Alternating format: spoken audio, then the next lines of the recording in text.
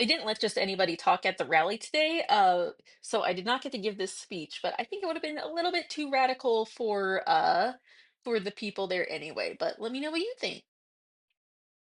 Today, we gather in streets all across America to tell Donald Trump and Elon Musk that we will not sit idly by as they dismantle our democracy and erode our civil rights. West Virginia has shown again and again the power of a community rising up against unjust laws and corrupt government. It was in Harper's Ferry where John Brown, driven by righteous fury, attempted to initiate a slave liberation movement by seizing a government armory. And it was in Mattawan where Smilin' Sid Hatfield turned his back on serving corrupt government power so that he could stand by and defend his neighbors. Even now, although the state and federal governments refuse to help those in southern West Virginia who have had their lives torn apart by flooding, citizens in Morgantown have created a grassroots effort to deliver emergency care to our neighbors because the government refuses. On May 19th, it will have been 105 years since Smilin' Sid Hatfield stood against the tyranny of corporate backed thugs and government corruption. For those of you unfamiliar with Sid's story, allow me to fill you in. 100 years ago, King Coal, as the coal companies were collectively called, had each branch of government stuffed with cash to ensure that politicians were loyal and that police would look the other way when their hired Baldwin Felts thugs carried out atrocities against West Virginians. In 1919, Sid Hatfield was made chief of police in Mattawan, West Virginia. He had witnessed firsthand the murders, rapes, evictions, beatings, and burnings carried out by the Baldwin Felts thugs against working class West Virginians, his neighbors, anyone thought to have Union sympathies. And once he became chief of police, Sid likely would have had to join in, helping execute these atrocities against his neighbors. I will remind you, the gun thugs were not government workers. They were hired by the richest people in the country to threaten minors and their families into compliance. And when a corporate power controls the government so completely, what could Sid Hatfield do but follow orders? He's just doing his job. Sid Hatfield suffered King Cole's cuckolding and abuse for 1 year. In May of 1920, Baldwin Felts detectives petitioned the Mattawan mayor and Chief Hatfield to allow them to set up machine gun encampments overlooking the homes and communities of the town's miners. In exchange for huge bribes, all the police had to do was let the Baldwin Felts thugs evict the families of suspected Union sympathizers, and the machine gun setups would provide deadly insurance that their orders were followed.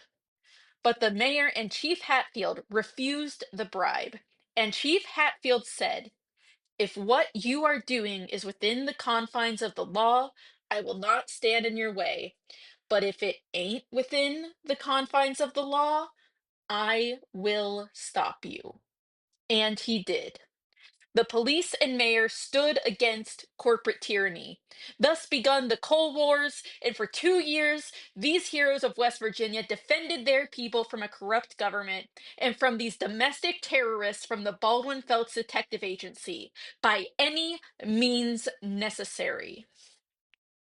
My fellow West Virginians, can you not see how these unelected Doge workers fill the same role as the Baldwin Felts detectives? How they have been given permission to hurt and disable your neighbors just to make their wealthy bosses even wealthier. Can you not see how the blackbagging of students who peacefully protested their government's role in a genocide is no different than the disappearing and execution of Union sympathizers 100 years ago?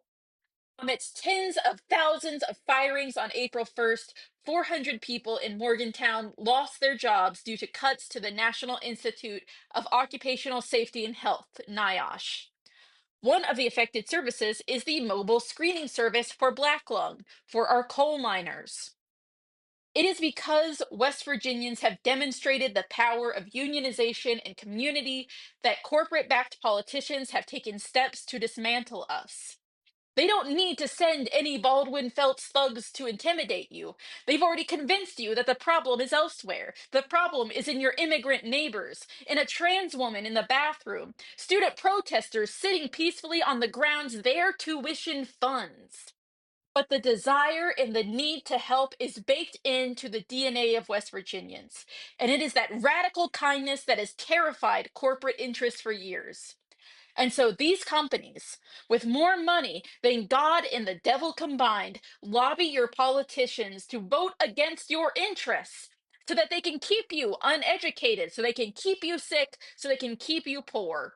They cut funding to your schools, they fill you with fear, and then poison your water while selling you a water filter. Not that you could afford the water filter because they won't raise the minimum wage. Defendants of this tyranny will call these growing pains. After all, you have to do a little demolition to renovate your kitchen. But I didn't realize that replacing your cabinets was the same as taking away veterans' access to health care. I would like to see a single one of those spineless bootlickers step foot in West Virginia and give those excuses to a coal miner who has just lost access to life saving care. Let Congressman Riley Moore come here and tell you why he voted for you to suffocate beneath the weight of the black tar in your lungs. This country was built by working people, and no one knows struggle better than we do. Our ancestors fought in the coal mines, they stood in picket lines, they faced bullets, tear gas, and jail cells to earn the protections that NIOSH offers. And yet, here we are, decades later, allowing those protections to be taken from us. They tell us unions are too powerful. Meanwhile, billionaires hoard wealth they didn't earn and they face no consequences when they avoid paying the taxes to fund your healthcare, education, and safety. They tell us universal healthcare is impossible, but they have no problem handing out trillions in bailouts to Wall Street. They tell us that due process can be denied if the target is a terrorist. And if you dare to question their methods, they will brand you a terrorist too. They told us we should be grateful for whatever scraps they throw our way when the prices of food, rent, and healthcare continue to rise. But West Virginians aren't dogs, and we don't beg. We see injustice in the world, and we correct it. And let me tell you something. This scrambling to destroy us and divide our communities is just proof that they're scared.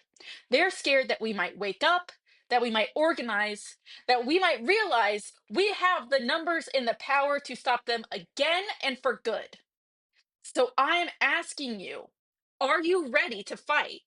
Are you ready to take back your dignity, your rights, your future? Because Donald Trump is not going to save us. Elon Musk is not going to hand us justice. If we want fair wages, if we want universal health care, if we want a future where our children don't have to leave West Virginia just to survive, then we have to fight for it.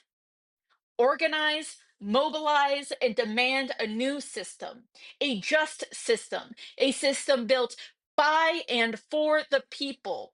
Demand a system of radical kindness like your grandparents and the leaders before you, because mountaineers are always free.